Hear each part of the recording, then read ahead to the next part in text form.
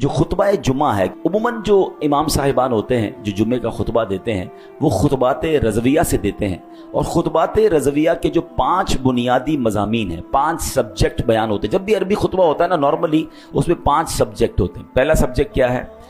اللہ پاک کی حمد و ثنا اور پیارے آقا علیہ الصلوۃ والسلام پر درود پاک پڑھا جاتا ہے۔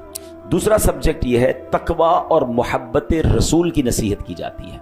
تیسرا مکافات عمل، یعنی جیسا کرو گے ویسی بھرو گے، اس کا بیان کیا جاتا ہے۔ چوتھے نمبر پر خلفائے راشدین، صحابہ، اہل بیت کا ذکر خیر ہوتا ہے، ان کے لیے رحمت کی دعائیں ہوتی ہیں۔ اور پانچواں ایک بڑی نصیحت بھری آیت کریمہ بھی ہمیں سنائی جاتی ہے۔ ابتدا کیسے ہوتی ہے جمعے کی خطبے کی؟ الحمدللہ الذی فضل سیدنا و مولانا محمدا صلی اللہ تعالی علیہ وسلم علی العالمین جمیعا۔ یہ سنتے ہیں نا؟ ترجمہ کیا ہے؟ سب خوبیاں اللہ کو جس نے ہمارے سردار اور ہمارے مالک و مولا سرکار دو عالم علیہ الصلوۃ والسلام کو تمام جہانوں پر فضیلت بخشی ہے۔ یعنی اللہ کی حمد ہو رہی ہے، نبی پاک پر گویا درود بھیجا جا رہا ہے۔ اچھا، اب خطبہ آگے چلتا ہے۔ خطبے میں کلمہ شہادت آتا ہے، وَأَشْهَدُ أَن لَا إِلَٰهَ إِلَّا اللَّهُ وَحْدَهُ لَا شَرِيكَ لَهُ وَأَشْهَدُ أَنَّ سَيِّدَنَا وَمَوْلَانَا مُحَمَّدًا عَبْدُهُ وَرَسُولُهُ صلی اللہ تعالی علیہ وآلہ وصحبہ اجمعین۔ اب اس کا ترجمہ کیا ہے؟ میں گواہی دیتا ہوں کہ بے شک اللہ پاک کے سوا کوئی عبادت کے لائق نہیں، وہ اکیلا ہے، اس کا کوئی شریک نہیں، اور میں گواہی دیتا ہوں کہ بے شک ہمارے سردار اور ہمارے آقا محمد صلی اللہ تعالی علیہ وسلم اللہ کے بندے اور اس کے رسول ہیں۔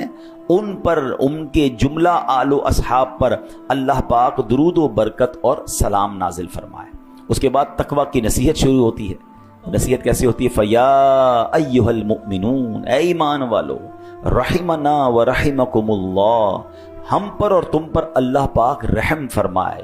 اوصیکم و نفسی بتقوی اللہ عز وجل فی السر والاعلان، میں تمہیں اور اپنے آپ کو تنہائی میں اور لوگوں کے سامنے ہر جگہ اللہ پاک سے ڈرنے کی وصیت کرتا ہوں۔ تقوی کہتے ہیں اس کو ہیں، اکیلے میں بھی اللہ سے ڈرنا ہے، فی السر والاعلان، لوگوں میں بھی اللہ سے ڈرنا ہے اور اکیلے میں بھی اللہ سے ڈرنا ہے۔ اچھا، پھر آگے خطبے میں ہم کیا سنتے ہیں؟ اور مزین کرو اپنے دلوں کو اس نبی پاک علیہ الصلوۃ والسلام کی محبت سے، آپ پر اور آپ علیہ الصلوۃ والسلام کی آل پر افضل درود اور سلام۔ اب یہ مزین، روشن کرنے کی بات ہو رہی ہے کہ اپنے دل کو روشن کیجئے اللہ رسول کی محبت سے، اس حبیب علیہ الصلوۃ والسلام کی محبت سے، کیونکہ آگے خطبے میں ایک جملہ سنتے ہیں جو بڑا امپورٹنٹ ہے، فَإِنَّ الْحُبَّ هُوَ الْإِيمَانُ كُلُّهُ أَلَا لَا إِيمَانَ لِمَن لَا مَحَبَّةَ لَهُ۔ یاد آ رہا ہے؟ یہ جملے سنتے ہیں ہم خطبے میں، مگر معنی آج پتہ چل جائے گا تو انشاءاللہ اور اچھے انداز سے سنیں گے۔ اب اس کے معنی کیا ہے؟ بے شک محبت ہی پورا ایمان ہے، خبردار جسے آپ سے محبت نہیں اس کے لیے ایمان نہیں ہے، جس کے دل میں نبی پاک سے محبت نہیں اس کا ایمان کمپلیٹ نہیں ہے۔ بہرحال اب آگے بہت پیاری دعا آتی ہے، رزقنا اللہ تعالی و ایاکم حب حبیبہ ھذا النبی الکریم علیہ وآلہ اکرم الصلاۃ والتسلیم۔ اللہ پاک ہمیں اور تمہیں اپنے حبیب نبی کریم علیہ الصلوۃ والسلام کی محبت نصیب فرمائے، ان پر اور ان کی آل پر بزرگ ترین درود و سلام ہو۔ پھر ایک بڑی کمال کی حدیث ہے، البر لا یبلا والذنب لا ینسا والدیان لا یموت اعمل ما شئت کما تدین تدان۔ نیکی پرانی نہیں ہوتی۔ اب اس حدیث کا معنی سنیں، البر لا یبلا، نیکی پرانی نہیں ہوتی، والذنب لا ینسا، گناہ بھلایا نہیں جاتا، والدیان لا یموت، اور جس نے بدلہ لینا ہے، انصاف کرنا ہے، وہ اس کو موت نہیں آنی، اللہ کو تو موت نہیں آنی نا۔ فرمایا اعمل ما شئت کما تدین تدان، کر لے جو کرنا ہے، جیسی کرے گا ویسی بھرے گا۔ یقین کریں یہ ایک حدیث زندگی گزارنے کے لیے کافی ہے۔ اگر بندہ سمجھ جائے نا، انسان کہتا ہے یار میں نیکی کروں صلہ تو ملتا نہیں، بھائی آپ نیکی کرتے جائیں، یہ پرانی نہیں ہوگی، یہ اللہ کی بارگاہ میں لکھ دی گئی ہے، اللہ اجر دینے والا ہے، لوگوں سے اجر نہ مانگیں۔ البر لا یبلا، نیکی پرانی نہیں ہوتی، والذنب لا ینسا، گناہ بھلایا نہیں جاتا۔ میں اور آپ ہزاروں گناہ کر چکے ہوں گے جو بھول گئے، مگر کہیں لکھا ہوا ہے گناہ کرتے وقت یہ یاد رکھنا کہ آج تو لذت کے لیے کر رہا ہوں، مگر یہ کہیں لکھ دیا جائے گا، بھلایا نہیں جاتا۔ اور پھر جس نے فیصلہ کرنا ہے نا، جس نے ہمارا حساب کتاب کر کے جزا اور سزا کا اعلان فرمانا ہے، اس کو موت نہیں آنی، والدیان لا یموت، اور پھر آگے جس طرح کہا گیا نا اعمل ما شئت کما تدین تدان، کر لے جو کرنا ہے مگر جیسی کرے گا ویسی بھرے گا۔ یہ لائف میں جو بھی ہم کر کے جائیں گے نا، قبر میں سمجھ لیں اس کا رزلٹ کارڈ ملنا ہے۔ اچھی گزار کر جاؤ گے تو جنت کے مزے ہوں گے۔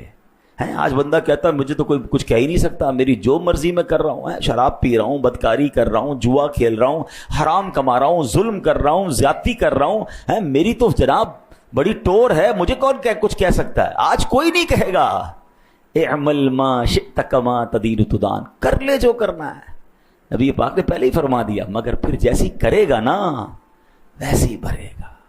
جانا سب نے جنت میں ہے مگر کام جنت والے کرنے کے لیے تیار کوئی نہیں ہے۔ اور پھر جمعے کے خطبے میں ایک آیت، جھنجھوڑنے والی آیت ہے جو ہر جمعے کے خطبے میں ہم سنتے ہیں، فَمَن يَعْمَلْ مِثْقَالَ ذَرَّةٍ خَيْرًا يَرَهُ وَمَن يَعْمَلْ مِثْقَالَ ذَرَّةٍ شَرًّا يَرَهُ۔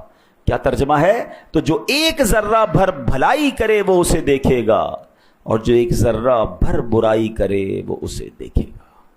ہم نہیں سوچتے کہ یار چھوٹا سا ہی تو گناہ ہے نا، کون دیکھ رہا ہے، چلو کر لو یار، آج کر لو کل سے نہیں کروں گا۔ یہ ذرہ بھر برائی بھی اٹکا سکتی ہے، قرآن کہتا ہے اس کو دیکھو گے۔ اور چھوٹی چھوٹی نیکیاں سمجھ کے لوگ چھوڑ دیتے ہیں، یار 2 رکعت نفل چھوڑ دیا تو کیا ہو گیا، مسکرائے نہیں تو کیا، یہ چھوٹا ذرہ بھی اچھائی کا کرے گا وہ بھی قیامت کے دن دیکھے گا۔ تو اللہ کرے یہ بات سمجھ آ جائے کہ زندگی گناہوں میں نہیں، نیکیوں میں، چھوٹی چھوٹی نیکیاں بھی کرتے چلے جائیں، یہ جمع ہو رہی ہیں، یہ اکاؤنٹ میں پلس ہو رہی ہیں، اور انشاءاللہ قیامت کے دن اس کا اجر دیکھیں گے۔ اللہ مجھے اور آپ کو جمعے کے خطبے کو سمجھنے میں اور اس کو انڈرسٹینڈ کر کے اس پر عمل کرنے کی توفیق عطا فرمائے۔